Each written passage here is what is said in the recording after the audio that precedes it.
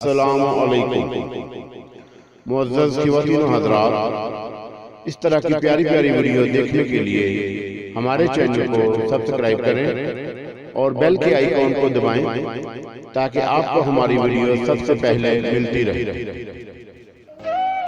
میں گھبرا سا گیا اور کھڑکی سے پیچھے آ گیا۔ شہزاد بھائی اور ان کا بھتیجا شاید بازار سے کچھ کھانے پینے کے لیے لانے گئے تھے، اور آج کل سنا تھا کہ وہ رات کا کھانا بھائی کے یہاں نہیں کھاتے تھے اور نہ ہی ان کے کمرے میں کوئی پکانے کا انتظام تھا۔ اس سے صاف ظاہر تھا کہ انہوں نے باہر ہی ہوٹل وغیرہ میں اپنا کھانے پینے کا بندوبست کیا ہوا ہوگا۔ جیسے ہی میں اس لڑکی کو دیکھ کر کھڑکی سے پیچھے ہٹا، اس لڑکی نے مجھے آواز دی، سنو، کیا نام ہے تمہارا؟ میں نے جواباً گھبراتے ہوئے اپنا نام بتایا۔ لڑکی نے پوچھا کہ شہزاد کہاں ہے؟ میں نے اپنے آپ کو سنبھالتے ہوئے کہا کہ وہ شہزاد بھائی ذرا باہر گئے ہیں، بس ابھی آتے ہی ہوں گے۔ اس لڑکی نے ہاتھ بڑھاتے ہوئے مجھے ایک پلیٹ ڈھکی ہوئی مجھے دی اور کہا کہ اس میں گاجر کا حلوہ ہے۔ میں نے بھی فوراً اس لڑکی سے وہ پلیٹ لے لی، مگر اس وقت مجھے گھبراہٹ کے عالم میں وہ پلیٹ بہت بھاری لگ رہی تھی۔ اس سے پہلے کہ پلیٹ میرے ہاتھ سے گر جائے، میں نے دونوں ہاتھوں سے بہت ہی محتاط ہو کر ٹیبل پر رکھ دی جہاں ریڈیو رکھا ہوا تھا۔ میں نے کھڑکی کی طرف دیکھا تو وہ حسین لڑکی اب بھی مجھے دیکھ کر مسکرائے جا رہی تھی۔ مجھ سے مخاطب ہو کر دوبارہ میرا نام پوچھا۔ میں نے کہا، میں نے ابھی تو آپ کو اپنا نام بتایا تھا۔ لڑکی نے کہا، دوبارہ بتانے میں کوئی حرج ہے؟ میں ذرا بھول گئی تھی۔ میں نے اپنا دوبارہ نام بتاتے ہوئے اس سے اس کا نام بھی پوچھ لیا۔ بہت ہی پیاری اور خوبصورت لگ رہی تھی۔ اس نے بہت ہی مدھم سر میں کچھ کہا، نازنین، اور لڑکی کھڑکی سے غائب۔ میں بس اسے دیکھتا ہی رہ گیا۔ اتنی خوبصورت اور حسین لڑکی میں نے نہیں دیکھی تھی۔ میں ابھی شاید 17 برس کا بھی نہیں ہوں گا، لیکن دل میں حسن و جمال کے پرکھنے کے جذبات ضرور رکھتا تھا۔ میرے دل میں ایک دم خیال آیا کہ یقیناً اس لڑکی کا شہزاد بھائی سے کوئی چکر ضرور ہے۔ اسی اثناء میں شہزاد بھائی اپنے بھتیجے کے ساتھ کمرے میں داخل ہوئے۔ ان کے ہاتھ میں 1-2 تھیلیاں تھیں جس میں کچھ سموسے، جلیبیاں اور نمک پارے وغیرہ تھے۔ میں نے فوراً ہی شہزاد بھائی کو ٹیبل پر رکھی ہوئی پلیٹ دیکھنے کو کہا، اور ابھی میں کچھ کہہ پاتا انہوں نے فوراً پوچھا، کیا نازنین آئی تھی؟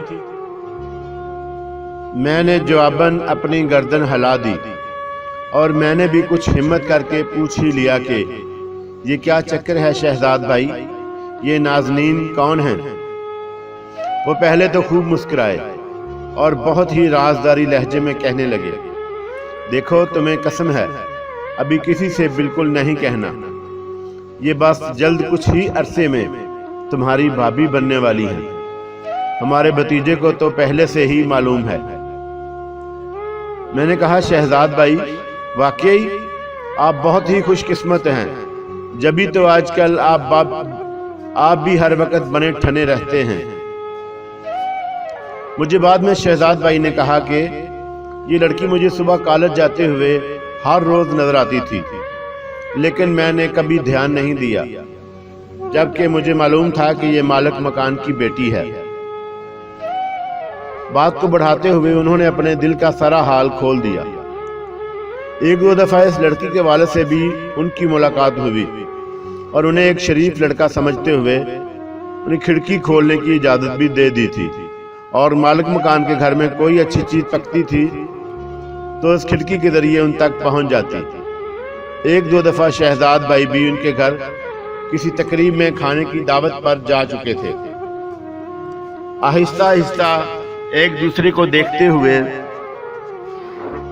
اس کھڑکی کی بدولت ان دونوں کی محبت پروان چڑھتی تھی، جس کا کسی کو بھی علم نہیں تھا، نہ ہی ان کے بھائی بھابھی کو اور نہ ہی لڑکے کے گھر والوں کو۔ مجھے واقعی ان دونوں کی قسمت پر رشک آنے لگا تھا۔ इन दोनों की मोहब्बत को देखकर एक दिल के अंदर बहुत ही ज्यादा खुशी महसूस हुई थी, साथ कुछ हसद भी। दोनों बहुत ही अपनी अपनी जगह खूबसूरती के साथ साथ बहुत ही अच्छे दिल के मालिक थे। शहजाद भाई जब भी मुझसे मिलते तो अपनी मोहब्बत के किस्से बहुत प्यार से मुझे सुनाते थे और मैं भी खुद उन दिनों उनके पास जाने लगा था और कई दफ़ा उन दोनों को एक साथ इस खिड़की के पास आमने सामने बातें करते हुए भी देखा।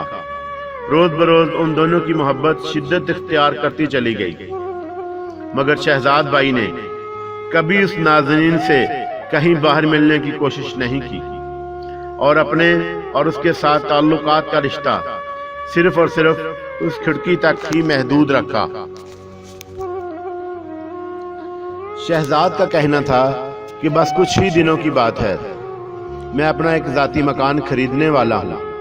उन्हें अपनी कंपनी से मकान के लिए कर्जा भी मिल चुका था और उसके अलावा बैंक में भी एक खासी अच्छी रकम उनके अकाउंट में जमा थी, क्योंकि वो शुरू से ही हर महीना कुछ न कुछ अपनी तनख्वाह में से बचाकर अकाउंट में जमा करते रहते थे। अब तो एक उनके पास मोटरसाइकिल भी आ चुकी थी। वो बहुत खुश थे कि बहुत जल्द ही एक मकान खरीदकर और उससे मुकम्मल डेकोरेट करके अपने भाई और भाभी को उनके घर नाज़नीन का रिश्ता मांगने भेजेंगे। वो बहुत खुश थे, उनकी मंजिल अब बिल्कुल करीब है। वो अब मज़ीद स्मार्ट लगने लगे थे, एक खूबसूरत जवान की तरह। और इधर नाज़नीन भी अपने हसीन ख्वाबों की बहुत जल्द ताबीर अपने सामने देखते हुए बहुत ही ज़्यादा खुश थी। वक़्त तेजी से गुजर रहा था। 6 साल से ज़ायद का अरसा गुजर चुका था। मैं भी ग्रेजुएशन कर चुका था और सर्विस कर रहा था। वालिद साहब का दूसरे शहर तबादला हो चुका था और साथ ही मुझे और सब बहन भाई वालदा समेत वालिद साहब के साथ ही रवाना होना पड़ गया था। और फिर काफ़ी अरसा से इस दौरान अपने चक्करों की वजह से शहजाद भाई से मुलाकात भी ना हो सकी। इन दोनों की शादी हुई या नहीं कुछ पता नहीं चला और हमारा इनके यहाँ आना जाना भी तकरीबन बंद हो चुका था। कुछ अपनी परेशानियाँ, कुछ घरेलू मसले मसाइल की वजह से शहजाद और नाज़नीन की तरफ ध्यान ही नहीं गया।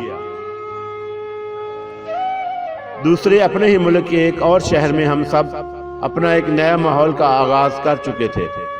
सब बहन भाई स्कूलों में पढ़ते थे और मैं और वालिद साहब अपने इस कुंबे को चलाने में अपनी अपनी जगह मेहनत से काम करने लगे। यहाँ भी वक़्त इतनी जल्दी से गुजरा कि मज़ीद 3 साल और बीत गए। इस दौरान वहाँ से भी वालिद साहब का तबादला किसी और शहर में हो गया। बहन भाई और वालदा वापस पुराने शहर जा चुकी थी और मैं भी कुछ महीनों बाद ही अपने पुराने शहर में वापस आ गया। मैं बहुत खुश था कि वापसी के सफ़र में बस मुझे शहजाद और नाज़नीन की बहुत याद आ रही थी।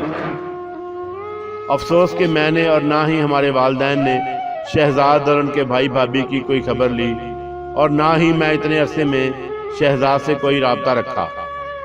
ट्रेन जितनी तेज़ी से मेरे पुराने शहर की तरफ बढ़ रही थी, मुझे शहजाद और नाज़नीन की तरफ से बहुत ही ज़्यादा फिक्र बढ़ती जा रही थी। मगर मैं दिल में यही तमन्ना कर रहा था कि अल्लाह करे उन दोनों की शादी हो गई हो। घर पहुंचते ही मैंने कुछ देर आराम किया और ताज़ा दम होकर शहजाद भाई की तरफ सब बहन भाइयों और वालदा को लेकर चल दिया। वालदा को भी काफ़ी अरसा हो गया था। उनके भाई भाभी की खबर लिए हुए कुछ ही देर में शहजाद भाई के भाई भाभी के घर पहुंचे। तमाम गिले शिकवों के बाद उनकी भाभी ने शहजाद के बारे में एक सर्द आह भरते हुए मेरी वालदा से कहा कि क्या पूछती हो चची जान, आपके जाने के कुछ ही दिनों बाद शहजाद की तरफ से काफ़ी परेशानियां उठानी पड़ी। एक तो हमारे मियाँ की नौकरी ख़त्म हो गई, दूसरी शहजाद की तो ज़िंदगी बर्बाद हो गई। मैं ये सुनकर चौंक सा गया कि ये क्या कह रही हैं। शहजाद के बड़े भाई भी घर पर नहीं थे। बकौल भाभी के वो नौकरी की तलाश में इसी तरह निकल जाते हैं और रात गए तक उनकी वापसी होती है। उन्होंने मजीद बात को आगे बढ़ाते हुए कहा शहजाद तो बिल्कुल पागल सा हो गया है, ना उसे खाने का होश है ना पीने का। बस गलियों में दाढ़ी बढ़ाए मजनू की तरह फटे पुराने कपड़े पहने गली गली भटकता फिरता है, और हर वक्त उनके पीछे मोहल्ले के बच्चे आवाजें कसते पत्थर मारते हुए भागते रहते हैं। ये कहते हुए उनकी आंखों में आंसू आ गए और वह रोने लगी। हमारी वालिदा ने हम सबको कहा कि जाओ बाहर चले जाओ। बाकी बच्चे तो दूसरे कमरे में चले गए, लेकिन मैंने शहजाद भाई के बड़े भतीजे को साथ लिया और बाहर निकल आया और उससे पूछा, ये क्या माजरा है शहजाद के बारे में? तुम्हारी अम्मी ये क्या कह रही थी? जवाबन उसने कहा, क्या बताऊं भाई, कहां से शुरू करूं, कुछ समझ नहीं आ रहा। आपके जाने के बाद शहजाद भाई पर क्या क्या बीत गई, अगर आप सुनेंगे तो आपके होश गुम हो जाएंगे। मैंने कहा, पहले मुझे उनके पास ले चलो, उन्हें ढूंढना पड़ेगा, ना जाने वो किस गली में पड़े होंगे। अब तो ये पूरा इलाका उन्हें जानता है। वो इस इलाके से कहीं नहीं जाते, जबकि उन्हें बच्चे बहुत तंग करते हैं और साथ पत्थर भी मारते रहते हैं। हालांकि बड़े बूढ़ों बच्चों को डांट कर समझा कर भगाते भी हैं, और वो लोग इस हालत में भी शहजाद भाई का बहुत एहतराम करते हैं। उन्हें खाने पीने को भी कुछ ना कुछ देते रहते हैं।